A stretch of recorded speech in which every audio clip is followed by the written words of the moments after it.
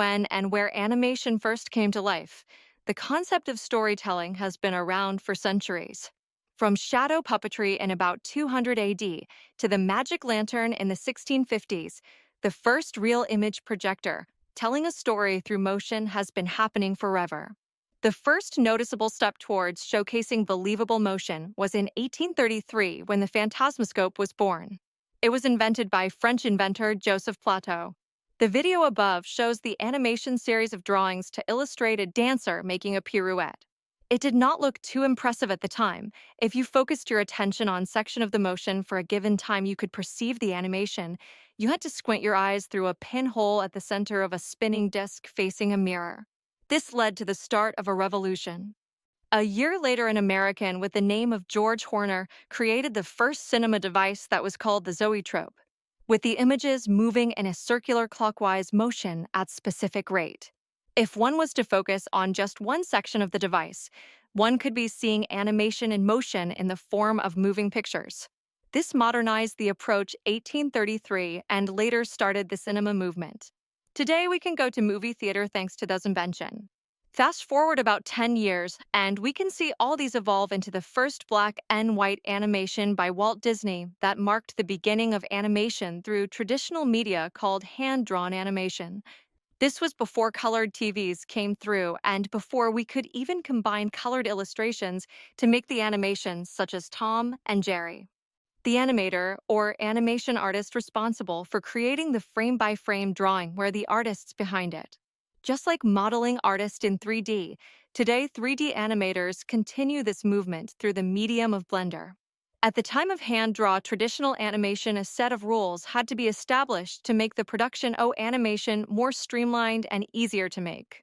A set of rules were introduced called the 12 Principles of Animation. Just how was Snow White and the Seven Dwarfs created? And how are the famous Disney short films made? To give you the answer, we take you behind the closed doors of the famed Walt Disney Studio in Hollywood. Doors usually barred to all visitors. During the past 3 years, the studio staff has grown from less than 300 to more than 700 artists and musicians. They worked in shifts, night and day, to complete this unique experiment in entertainment. Remember as a kid how you made your own movies by drawing little figures on the pages of a pad and flipping the pages to make the figures move? That's the basic principle behind animated pictures today. But that's not all there is to it. First, you need a story. Thinking up funny stories is the job of Walt Disney's writers, gag men, and sketch artists. After much trial and error, several hundred rough drawings illustrating the high points of each story are completed. Let's follow the story into conference, where Walt Disney and his hard-boiled directors look it over. Not a picture, long or short, goes into production without Walt's personal okay. Next, a director whips the script and dialogue into final form. Then he calls in his assistants, including his musical composer, and plans the score of the picture, timing out each scene carefully. He even acts out every move of the action, so that the men who work with him can visualize what the scene will look like on the screen. Now he sets his expert animators to work, the skilled artists who draw every movement in complete detail, just as you will see it in the theater. Each animator's drawing board is lighted from below. He looks through the paper at the character he has previously outlined and draws the next movement in correct position. This clever animator is using a mirror to capture a tricky facial expression like this.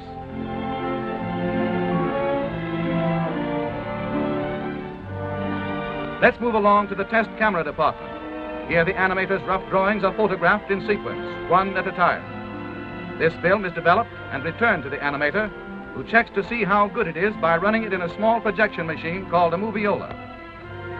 In this moviola, as the animator runs his film backward and forward, we catch a graceful glimpse of the screen's newest heroine, Snow White herself.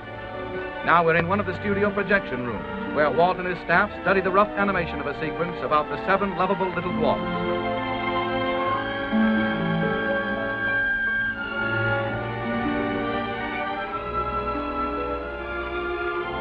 Once they are okayed, the thousands of pencil drawings go to the inking department. Here, hundreds of pretty girls, in a comfortable building all their own, well lighted, air-conditioned throughout, cover the drawings with sheets of transparent celluloids. Then they painstakingly trace every line of every drawing in ink, following exactly in every detail the original animation drawings. Now the picture moves into its final stage, color. In the studio paint laboratory, all colors used are made up from secret formulas. Expert chemists develop more than 1,500 different shades of color for Snow White and the Seven Dwarfs. The inked celluloids next go to the painting department, where more pretty girls apply the final colors on the back. Snow White and the Seven Dwarfs required 250,000 celluloids painted like this one. In another department of the big Disney studio, artists delicately paint the beautiful stage settings for the picture.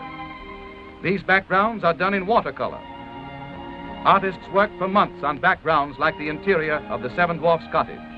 But the colossal task isn't finished even yet. The celluloids and backgrounds must still be photographed by the master camera in Technicolor.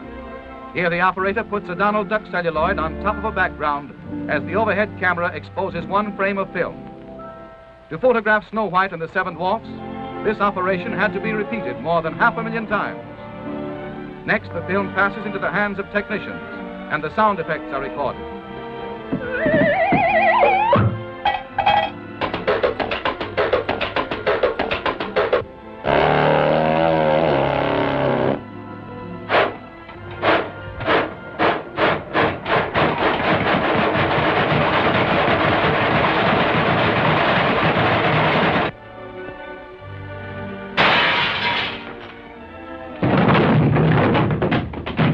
Finally, a symphony orchestra records the musical score, the hit tunes that will thrill listeners the world over.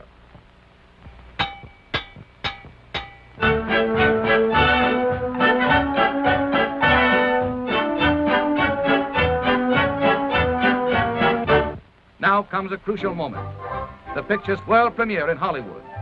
Crowds flock to see an animation exhibit set up outside the theater.